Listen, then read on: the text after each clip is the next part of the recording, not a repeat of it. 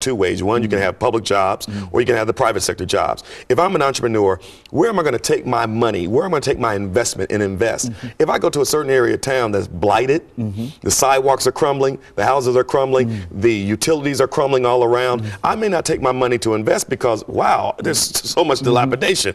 If I go to an area where the government has made sure that everything is right, innovative, the latest and the greatest, then I will take my investment dollars there. A lot of time, private investment will follow public investment.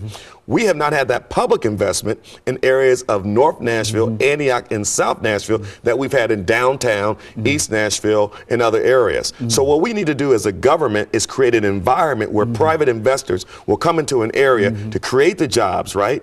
That will then create the housing, create like all of the grocery stores and cleaners and everything. So you create a community that someone wants to go and live. And school systems are part of that as well.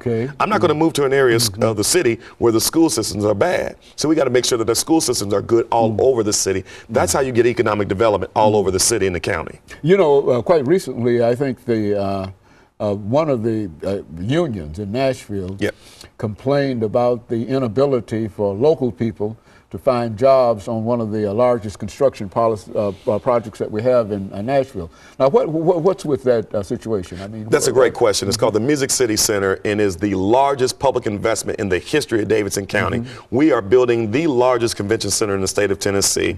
It is $585 million of public investment into the convention center. And as a council, we voted for it and we said that it would create jobs. The issue and the challenge for us as elected officials is to make sure those jobs are going to local people.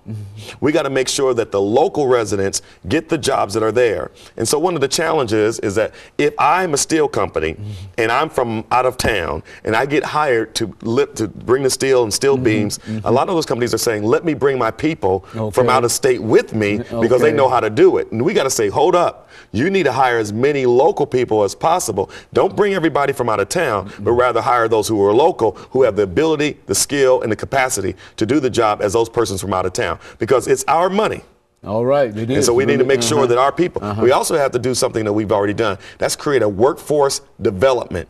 Workforce development is part of our Music City Center development, where we work with the Urban League, where we work with Jump, we work with other organizations to say, let's bring in unskilled labor. All right. And let's develop them to get them a skill and a trade so that they then can qualify for a job at the Music City Center. A lot of applications are being made, but they don't have the skills.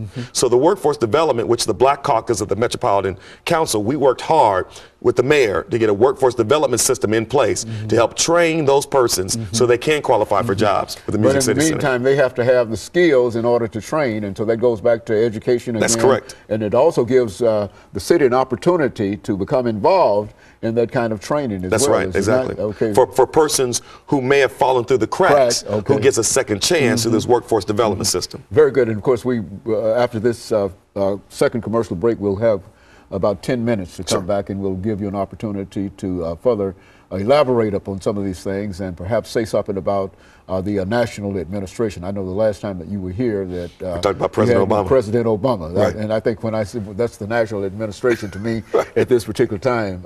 And so when we come back, we'll try to elicit from you, because I know that you are a great supporter. Right. And you played a significant role in his early efforts to become president. And of course, we'll be back with our audience following this very, very short commercial break.